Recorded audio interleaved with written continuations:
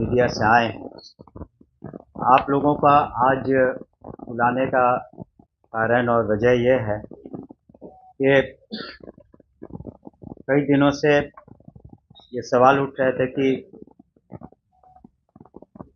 शांतरण नीति जो transfer policy है शिक्षा विभाग की क्या होगी।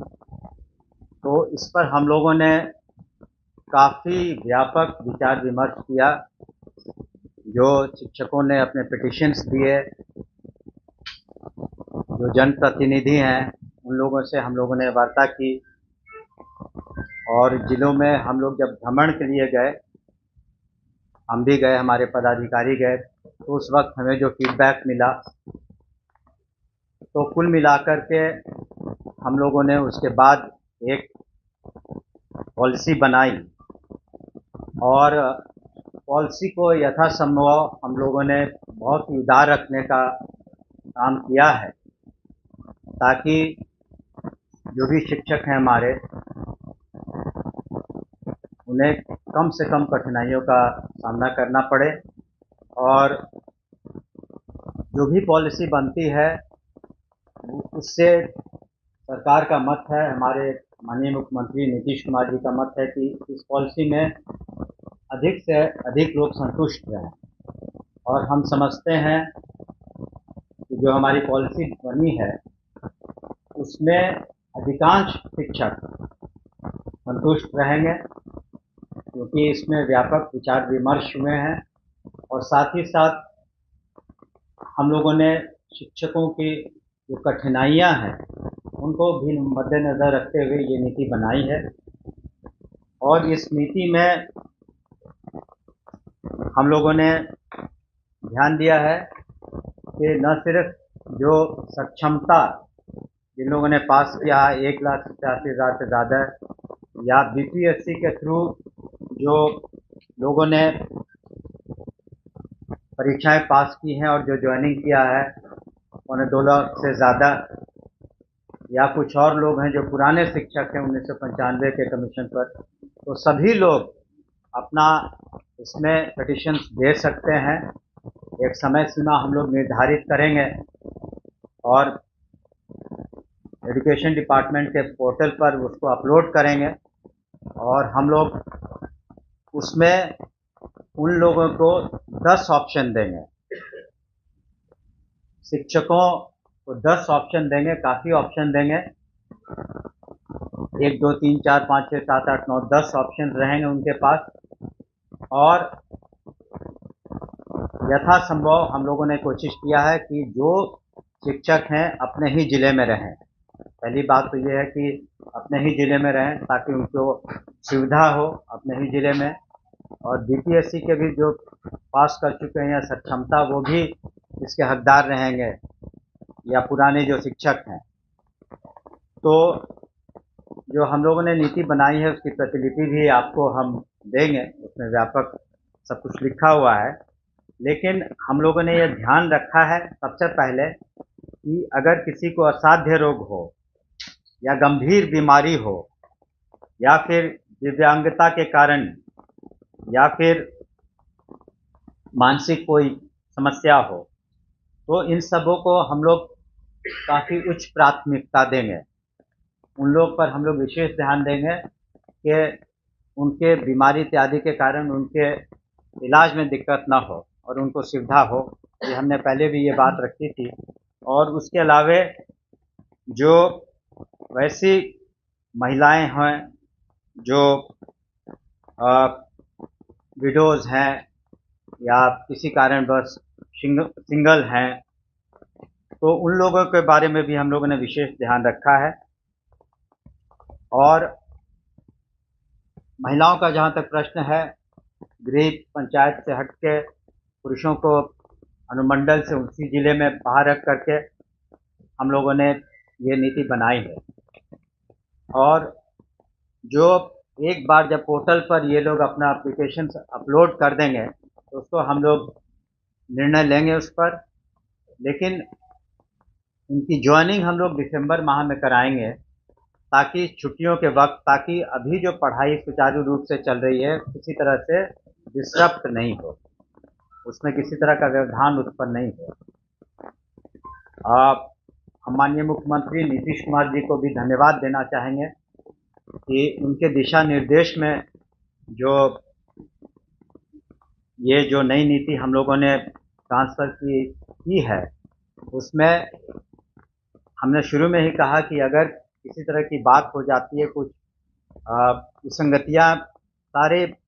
मेहनत और सभी फैक्टर्स को हम लोगों ने लिया है, कोशिश की है, तो अगर कहीं न खुदा न खास्ते अगर कुछ कमी कहीं रह गई, तो इसी कारण इसका निराकरण करने के लिए हम लोगों ने पहले जिला स्तर पर डिस्ट्रिक्ट मैजिस्ट्रेट के लीडरशिप में एक कमेटी बनाई है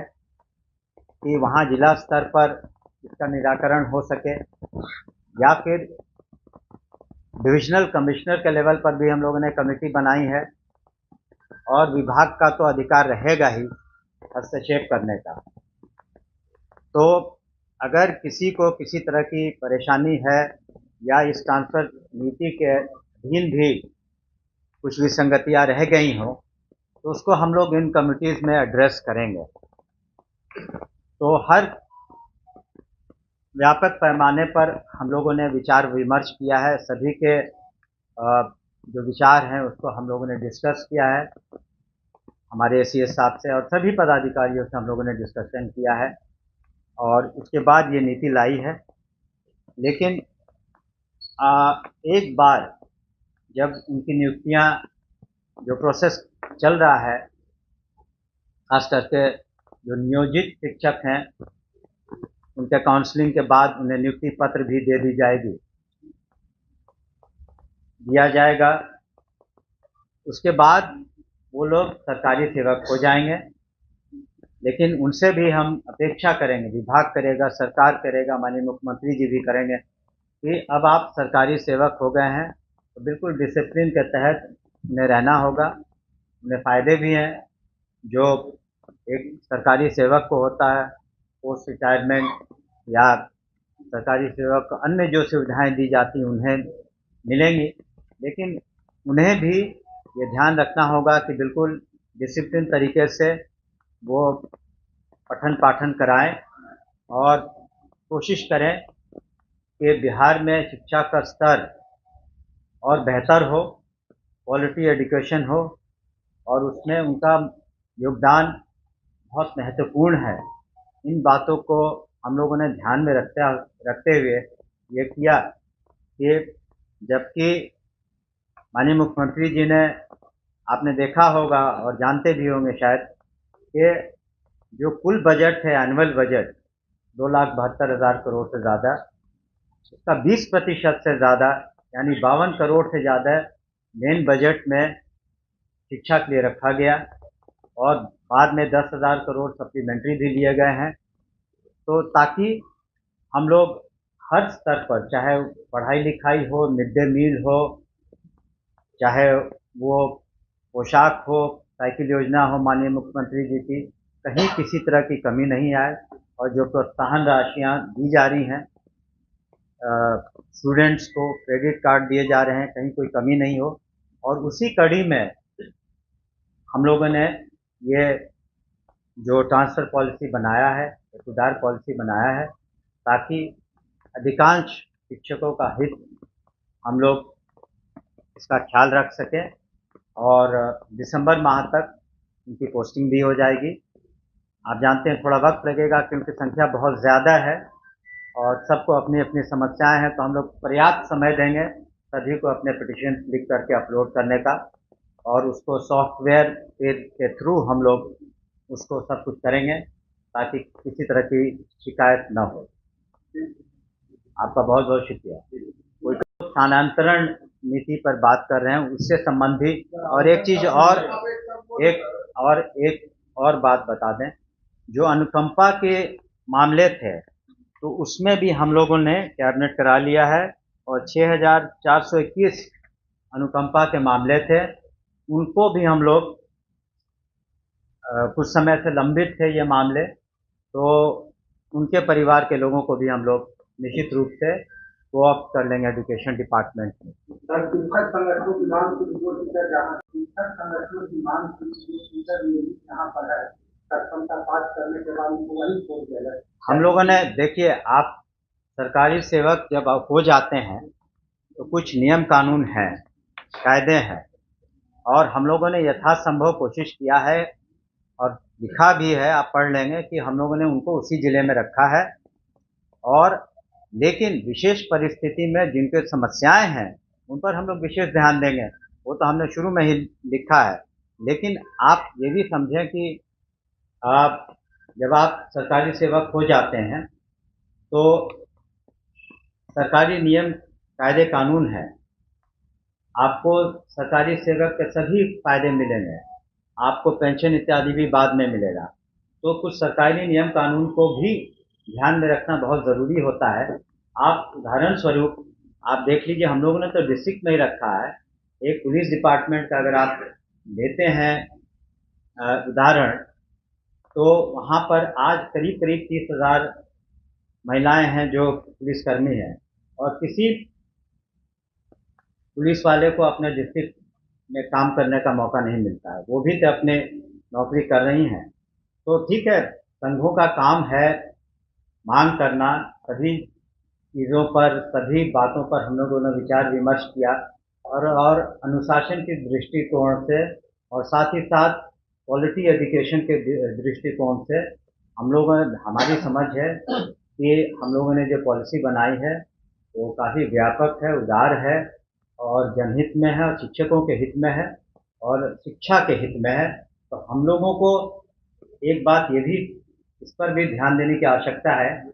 कि शिक्षक की मांगे और शिक्षक की समस्याएं दूर, लेकिन शिक्षा पर कितना ध्यान हम लोग देते हैं ये ज़्यादा मायने रखता है। शिक्षा की गुणवत्ता क्या हो, क्वालिटी एजुकेशन क्या हो। और जिस तरह से लिटरेसी रेट बढ़ा है, आपको बताना चाहेंगे कि 2001 में महिलाओं का लिटरेसी रेट करीब 34% था, आज 74% के करीब है। बजट के बारे में हमने बताया, ड्रॉप आउट पहले 12% से ज़्यादा था 2005 में, आज 1% से कम है ड्रॉप आउट। तो इन बातों पर भी हमें ध्यान रखना है कि शिक्षा की गुणवत्ता में कहीं से कमी नहीं आए, क्योंकि आ, हमारा जो फ्यूचर जनरेशन है बिहार का, डिपेंड करेगा कि किस तरह का क्वालिटी एजुकेशन हम उन्हें दे पाएँ। आप पंचायत की बात कर रहे हैं, तो क्या पंचायत नए और पति पत्नी का गवर्नमेंट सर्वेंट है, उनका भी हम लोगों ने ख्याल रखा है। जो 10 विकल्प होगा, तो 10 विकल्प होगा, ब्लॉक होगा या मंडल मिला के, वो टोटल मिला के 10 विकल्प होगा, लेकिन कुछ उसमें शर्तें हैं जो कि हम लोगों ने एनिमरेट किया, आप देख लेंगे उसके तहत। लेकिन हम समझते हैं कि 10 विकल्प काफ़ी होता है, और उसमें अधिकांश लोगों को निश्चित रूप से हम लोग सेटिस्फाई कर पाएंगे। फिर भी हमने कहा कि कहीं ना कहीं अगर सारी एफर्ट्स के बाद, सारी मेहनत के बाद भी अगर कोई विसंगति रह गई हो कहीं, उसी के लिए हम लोगों ने जिला लेवल पर और फिर प्रमंडल लेवल पर और विभाग के स्तर पर तो है ही, हम लोग वैसे आवेदनों को निश्चित रूप से पुनः समीक्षा भी करेंगे।